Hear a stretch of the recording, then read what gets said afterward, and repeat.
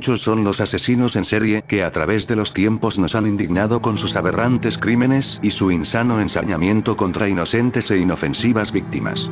Si bien es cierto, la mayoría de ellos son capturados y ajusticiados, existe un pequeño grupo que sobrevive a sus muertos y se mantiene oculto de la justicia pública hasta el fin de sus días. Uno de los casos más emblemáticos es sin lugar a dudas, el del asesino llamado Jack el Destripador, personaje londinense cuya trágica y cruenta carrera se inició luego de asesinar a 5 prostitutas del poblado de Whitechapel en 1888. El tan aberrante nombre que lo lanzó a la fama fue obtenido en una de las cartas que supuestamente el asesino había escrito a la Agencia Estatal de Noticias de Londres, el 25 de septiembre de 1888, 17 días después de su segundo asesinato. El supuesto autor de los asesinatos escribió en esa carta lo siguiente: «Querido jefe, desde hace días oigo que la policía me ha capturado, pero en realidad todavía no me han encontrado. No soporto a cierto tipo de mujeres y no dejaré de destriparlas hasta que haya terminado con ellas». El último es un magnífico trabajo, a la dama en cuestión no le dio tiempo a gritar. «Me gusta mi trabajo y estoy ansioso de empezar de nuevo, pronto tendrá noticias mías y de mi gracioso jueguecito». No obstante, fue la carta recibida por el entonces presidente del Comité de Vigilancia de Whitechapel, George Lusk, el 16 de octubre de 1888, la que muchos indican es atribuible al descuartizador. La carta decía lo siguiente: «Desde el infierno. Señor Lusk. Señor, le adjunto la mitad de un riñón que tomé de una mujer y que he conservado para usted, la otra parte la freí y me la comí, estaba muy rica. Puedo enviarle el cuchillo ensangrentado con que se extrajo, si se espera usted un poco, pero estas no fueron las únicas cartas que supuestamente fueron escritas por Jack. Muchas personas, en un bizarro sentido del humor, escribieron misivas haciéndose pasar por el entonces temido y desconocido asesino.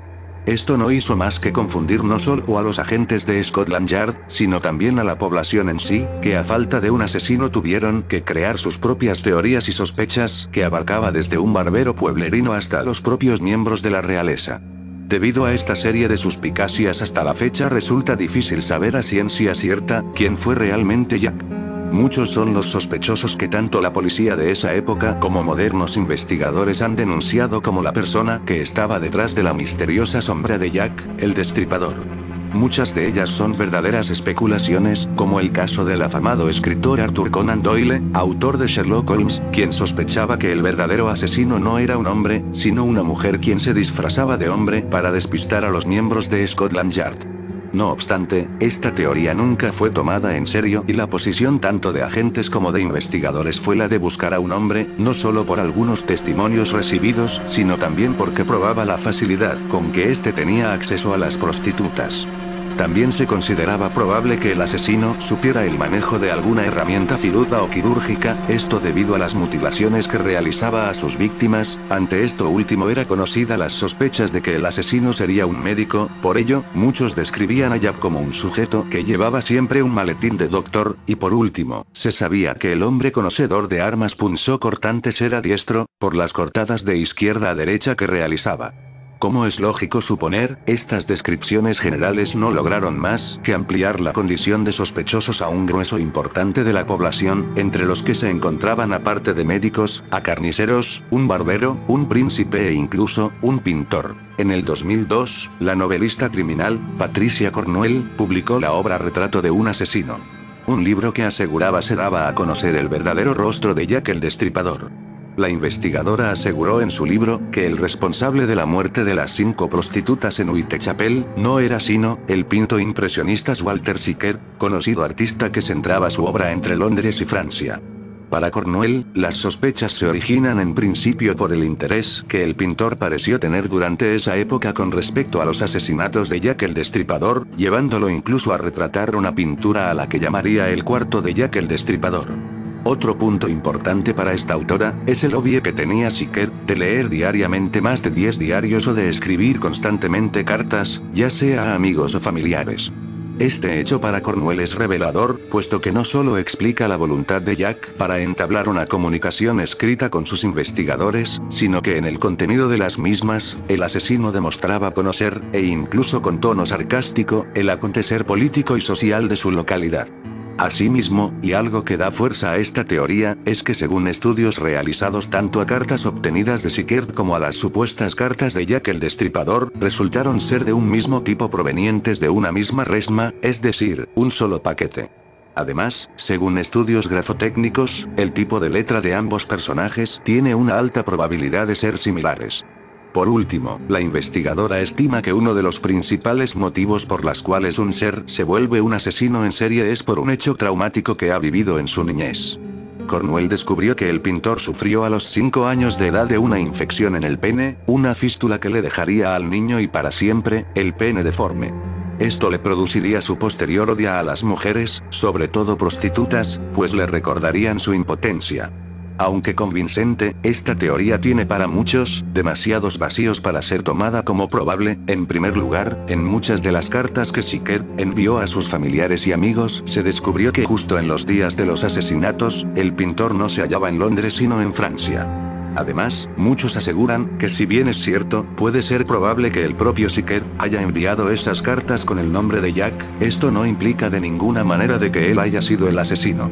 Por último, en cuanto a la enfermedad que sufrió Sickert, muchos desestiman esta teoría puesto que era sabido que el pintor mantenía una serie de relaciones con diversas amantes, muchas de las cuales le habían dado al pintor varios hijos que el artista nunca reconoció. Siendo la vida de Jack el Destripador un misterio difícil de develar, muchos investigadores, amantes de la conspiración, han propuesto teorías que incluso involucran los círculos más cercanos de la realeza británica. Uno de los más conocidos es una que involucra al propio príncipe Albert Victor, duque de Clarence, hijo mayor del príncipe de Gales, y a una comunidad masónica. La primera de ellas indica que el príncipe había embarazado a una prostituta, y preocupado por el escándalo que podía sobrevenir decidió, en complicidad con un grupo masónico, de poner fin a su vida. Muchos indican que el encargado de llevar a cabo esta misión fue el médico inglés y psicoterapeuta de la reina Victoria, Sir William Gould, esto debido al conocimiento del manejo del escalpelo y de otras herramientas quirúrgicas. No obstante, el problema nació cuando se enteraron que la prostituta ya había comentado la noticia con otras 4 mujeres, también prostitutas de Whitechapel. Fue entonces cuando se decidió darle muerte a las 5 mujeres, siendo la supuesta amante de Eduardo VII, Mary Jane Kelly, la última en ser asesinada. Para muchos esto explicaría el cese de las muertes, pues todo no era más que un plan concreto y dirigido para asesinar a determinadas personas. Por último, y según últimas investigaciones, el asesino no sería otro que un barbero polaco llamado Aaron Kosminski.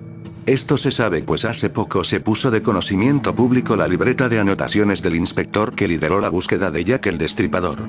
Según las anotaciones, el barbero polaco había despertado las sospechas de los agentes policiales tras haber amenazado a su hermana con un cuchillo. Además, había un testigo que lo había reconocido, pero debido a que ambos eran judíos, se negó a testificar en su contra. El barbero, que según los datos padecía de problemas mentales, no pudo ser interrogado y simplemente fue recluido en un centro psiquiátrico hasta el día de su muerte en 1919. Según el inspector encargado del caso, una vez que se capturó a Kosminski, no se volvió a producir otro asesinato en Whitechapel. Puesto que nunca capturaron al asesino, todas las teorías merecen el mayor de los respetos, incluso las más peregrinas. No obstante, aunque un refinado varón victoriano disfrazado hubiera querido mezclarse entre la muchedumbre en Whitechapel, jamás hubiera pasado desapercibido, de hecho hubiera brillado con luz propia cual luciérnaga en plena noche. En mi opinión Jack no era nadie, no era un diablo, nosotros lo convertimos en alguien y desgraciadamente él hizo macabramente célebres a las mujeres que de todos modos hubieran muerto miserablemente en el anonimato más absoluto. Estoy seguro que durante mucho tiempo, yo diría que por siempre, Jack seguirá siendo mito y leyenda para regocijo de la gente que goza del morbo con sus cartas. Hasta aquí el video de hoy, si te gustó dale me gusta, comparte y suscríbete. Gracias por mirar, nos vemos en la próxima.